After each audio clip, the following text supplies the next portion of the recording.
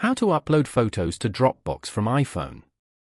To get started, first of all go ahead and open up the App Store on your phone.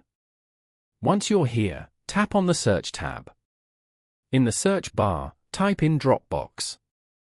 On the results page, find Dropbox and tap on Open.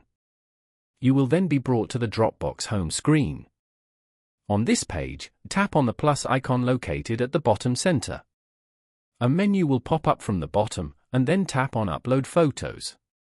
This opens your phone's photo library, allowing you to browse through all your images and videos. Scroll through and tap on the photo you wish to upload.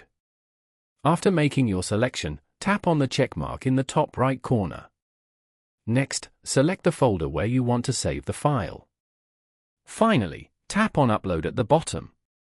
The file will start uploading, and once complete, it will appear in your Dropbox.